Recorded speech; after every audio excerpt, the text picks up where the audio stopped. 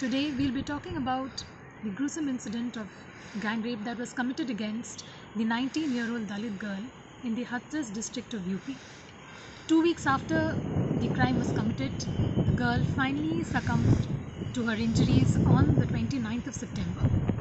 Even before this news could sink in, on the 30th of September, another Dalit girl was brutally gang raped in Balrampur.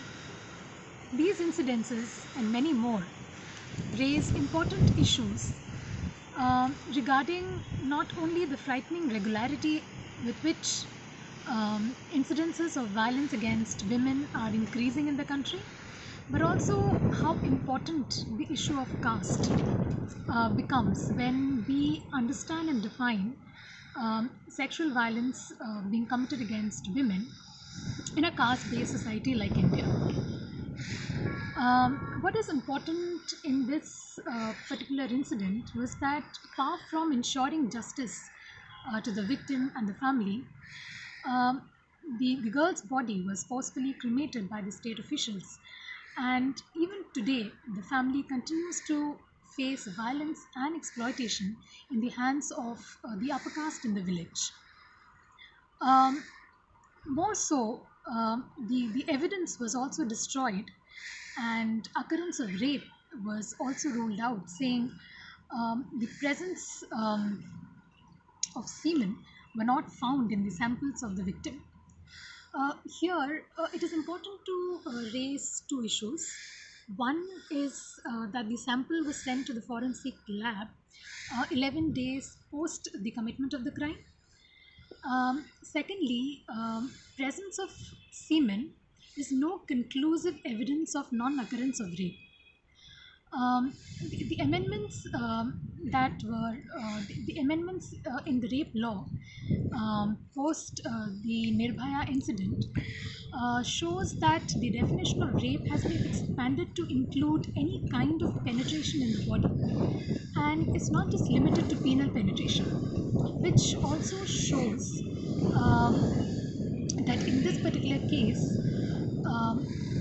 the fact that the victim had said that she was raped should be taken as sufficient enough evidence for the accused to be punished for this particular crime. We also have to understand that when we are talking about violence against women, particularly sexual violence in a caste-based society, we need to understand how Dalit women are doubly and triply marginalized on account of their caste, their religion, their gender, their class, and also the community that they belong to. So, in this particular incident, questions have been raised about whether this particular crime should have been called as a crime against Dalit. Yes, it should have been, and it should be, because we see that the upper caste is always in a state of denial when it comes to violences unleashed or atrocities committed against the ST and the SC community. What we need to understand and highlight here um, is the vulgar display of caste hegemony that has been planned, orchestrated, and executed by the state officials in this particular case. And it is NCRB data shows that crimes against Dalits have been increasing at an alarming rate, and more so when we talk about violence or sexual violence committed against Dalit women. Here, I would like to raise two important points. One is, Dalit women are considered impure, and secondly, their bodies become the sites of contestation through which violence is committed, and the community honor is defiled by committing crime against women's bodies.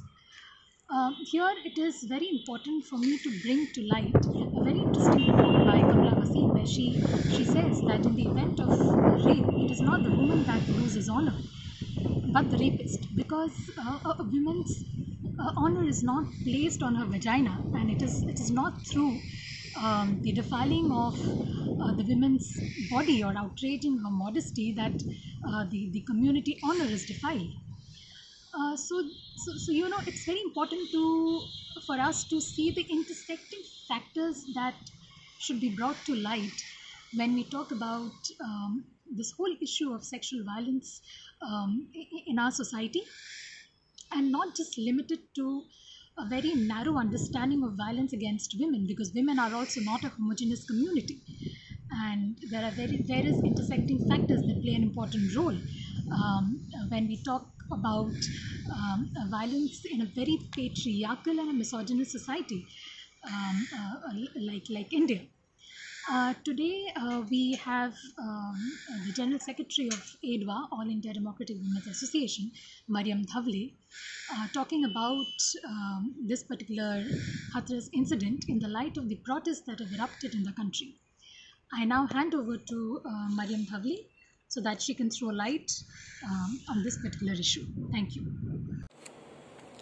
The All India Democratic Women's Association strongly condemns the increasing violence against women in Uttar Pradesh. We are all aware of the fact that women are living in the most insecure condition in Uttar Pradesh.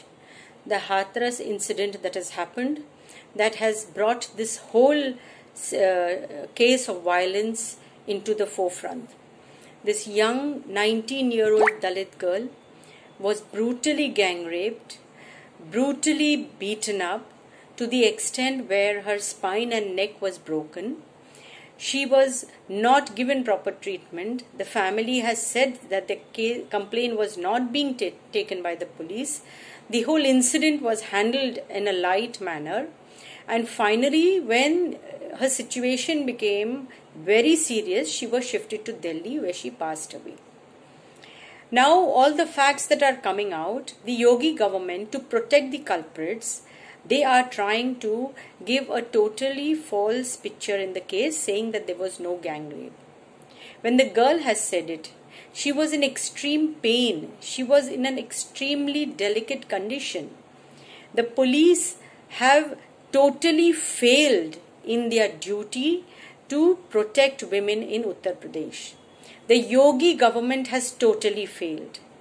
And their leader, the Prime Minister Modi, who only talks of giving slogans like Beti Bachao, which is actually a jumla, and in the final analysis we find that there is absolutely no security. Why is this happening in our country? Ever since the BJP government has come to power, we find that these incidents are galloping. Incidents of rape, kidnapping, gang rape, murder, honor killings, and women are bearing the brunt of these atrocities. Why is it happening? The regime in power today believes in an ideology which justifies violence against women, and that is the Manusmriti. We are finding in Uttar Pradesh that according to the caste, the action is taken. People from the scheduled caste, scheduled tribes, minorities are at the receiving end.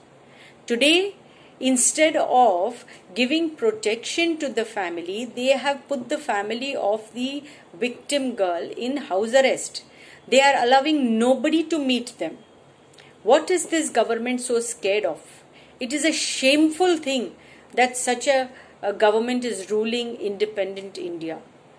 The Yogi government cannot remain. The Yogi government has to go.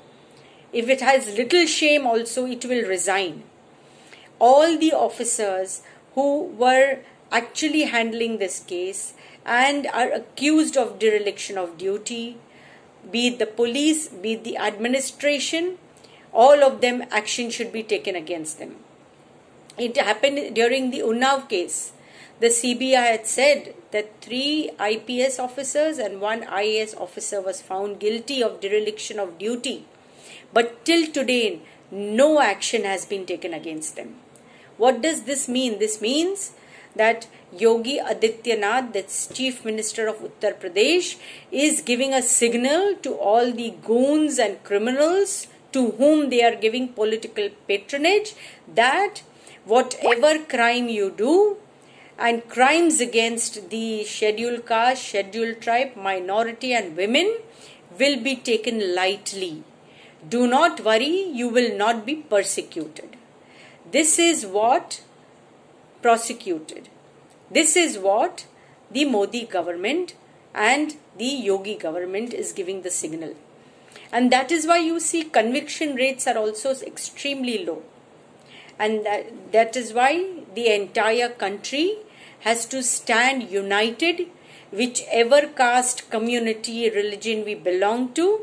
We are Indians, and to protect the secular, democratic nature of our country, we all have to come together to raise our voice. All over the country, AIDWA, along with all other organizations, is protesting. The entire country is in anger. But the shameless government has not uttered a word of any kind of sorry or any kind of apology or any kind of reassurance that action will be taken. All the time, the Prime Minister only says strict action should be taken. But all the officers who were indicted in the Unnao case have got promotions. So, this is that Jumlebaz government who speaks lies and at the same time is failed to protect the citizens of the country. And that is why we appeal to all of you watching this video. Let us come forward. Let us come forward to raise our voice for the protection of the Indian Constitution and totally reject the Manusmriti ideology which the BJP RSS regime is trying to impose on all of us. We shall fight, we shall win. Unity is our strength. Unity has always taken India forward, and together we shall march forward. Thank you. Inqilab Zindabad.